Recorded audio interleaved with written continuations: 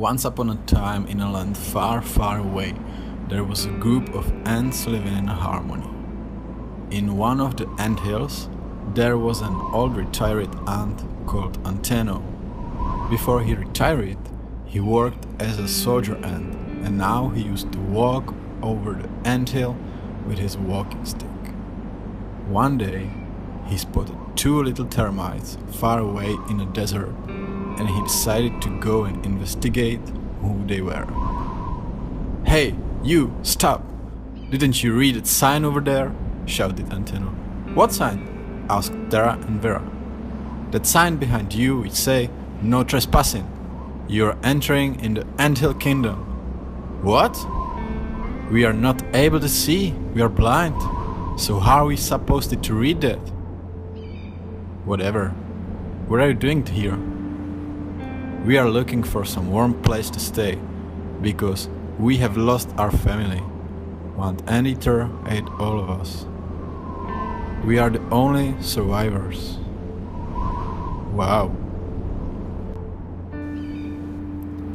After a while, Antenna broke the silence and said, "You look weird. It's not about your legs, nor about your mouth. Wait." He put his glasses on. "What? You're white. Oh my god, you're monsters. Dear Lord, save us. I don't deserve to die yet. Please," Antenna begged. "What? We are not monsters. We are termites," said Terra. "Termites? I don't know what type of monster is that. You better go away from me." "Bye," said Antenna, while he tried to walk away as fast as he could. But actually, Antenna walked really slow, so both the termites could quietly follow him and investigate where he belonged to. Anthill was huge. It had a lot of holes, and there were hundreds, maybe thousands of ants working there, coming in and out from the holes with food in their mouths. The termites Terra and Vera waited until nobody could see them, and they found a way to go inside of the anthill. But some young soldiers noticed their presence. "What? Who are you and what are you doing here? I'm calling the queen right now," said Joss, the soldier already running away. "Don't move, you're getting arrested right now," said Moody, the second soldier. Moody guided them through the anthill in their way to the queen's palace. The anthill was dark and full of tunnels. There was a soldier in every tunnel entrance, and the workers seemed really busy and concentrated. But when they realized Terra and Vera were there, they all stopped working and made two files in both sides of the way. The termites could hear what the ants said when they were passing by. "White ants? Where do they come from?" whispered Gossip the ant. "I don't know, but I've heard they eat fish," replied Andy the ant. Others were not so polite and started to shout at them. "Look at that! Tell me where you bought that dress. I'm going to buy it for Halloween," said Blackie, one of the soldiers. "Paint yourself black, you look ridiculous," said one worker. "Open your eyes, you blind monsters," said another soldier. "Go away from here, we don't want you here," said Grant, one of the retired soldiers. Everybody started to shout and whistle against them. Finally, they entered in the queen's palace. And there she was, sitting on the big wooden chair and staring at the termites.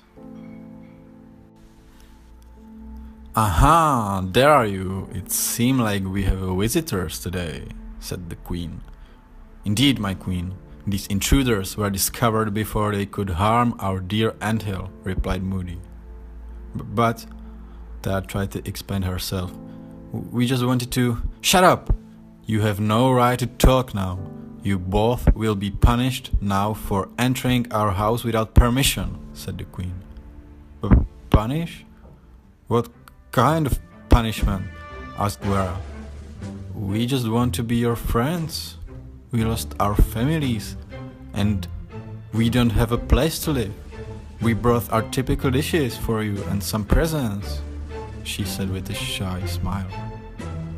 "You will be our prisoners forever," laughed loud the queen.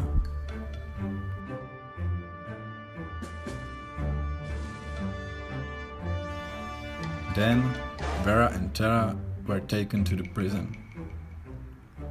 One day replaced another, and termites just didn't know what to do. Their only contact with the rest of the ant family was when some soldiers brought them food. One day, they decided to surprise them by reciting a beautiful poem. After hearing it, the soldiers were really touched and started spread how nice the termites were with them.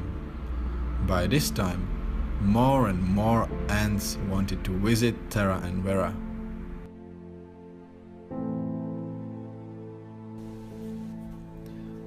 The poem were so nice that everybody in the anthill was talking about them. It was so spreaded that it came to Queen's ears, so she decided to hear the poems by herself and visit them. Good morning, ladies. I just wanted to bring you this meal. Bye. Wait! Don't you want to hear the poem we made for you? I don't have time for this, but okay, do it fast. Tara and Vera recited the poem. She was shocked. It was the best poem she ever heard. She felt so touched, she cried.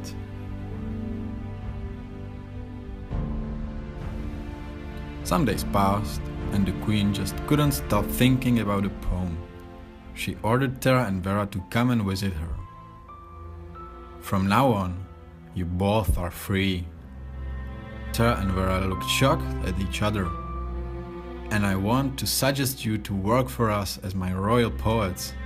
Oh my god, it's such an honor for us, of course. We want to be part of this community and we hope we can serve you well.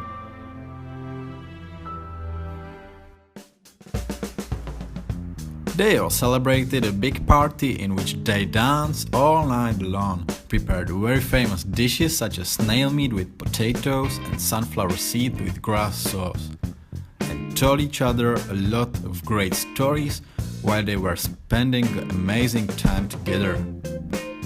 In these days, the ants, Vera and Tara live in peace together, sharing their cultures, tradition and typical dishes. Even though Tara and Vera were different from the rest of the ants, they are now accepted and welcomed with open arms because the ants now understand the different personalities can be friends and work together.